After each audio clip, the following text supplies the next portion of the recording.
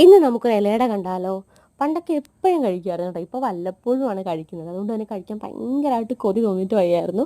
അപ്പോൾ അതിനാവശ്യമായിട്ടുള്ള കുറച്ച് ശർക്കര ഒന്ന് ചീകി എടുത്തിട്ടുണ്ട്. അതിലേക്ക് ഒരു 2-3 ഏലക്ക പൊടിച്ചതും കുറച്ച് വെള്ളവും കൂടി ഒഴിച്ച് നന്നായിട്ട് പാനിയാക്കി എടുക്കാം. എന്നിട്ട് അതിൻ്റെ അപ്പുറത്ത് തന്നെ ഞാൻ കുറച്ച് അരിപ്പൊടി എടുത്ത് വെച്ചിട്ടുണ്ട്. അരിപ്പൊടി എടുത്തിട്ട് എനിക്ക് അതിലേക്ക് ആവശ്യമായിട്ടുള്ള വെള്ളം ഉപ്പിട്ട് തിളപ്പിച്ചെടുത്തിട്ടുണ്ട്.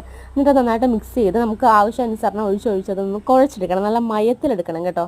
എന്നിട്ട് നമ്മുടെ പാനിയിലേക്ക് അരിച്ചു മാറ്റിയ ശർക്കര പാനിയിലേക്ക് നമ്മുടെ ആവശ്യത്തിനുള്ള തേങ്ങയും കൂടി ഇട്ടിട്ട് നന്നായിട്ടൊന്ന് വെള്ളം പറ്റിച്ചെടുക്കണം. എന്നിട്ട് അതിലേക്ക് 2 ടീസ്പൂൺ നെയ്യും കൂടി, 2 ടീസ്പൂൺ അല്ല 1 ടീസ്പൂൺ ആണെങ്കിലും മതി, ആ ഒരു മണത്തിന് വേണ്ടിയിട്ടാണ് കേട്ടോ. അപ്പോൾ നമ്മുടെ മാവൊക്കെ ഒന്ന് സോഫ്റ്റ് ആയിട്ട് വന്നിട്ടുണ്ട്.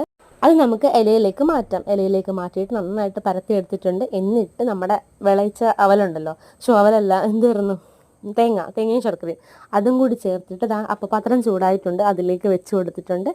നമ്മുടെ ഇലയെല്ലാം റെഡി ആയിട്ടുണ്ട്. അടിപൊളി ടേസ്റ്റാണ് കേട്ടോ. അപ്പോൾ എൻ്റെ വീഡിയോ ഇഷ്ടപ്പെടുന്ന ചാനൽ സബ്സ്ക്രൈബ് ചെയ്ത് സപ്പോർട്ട് ചെയ്യണേ. അടുത്ത വീഡിയോയിൽ കാണാം.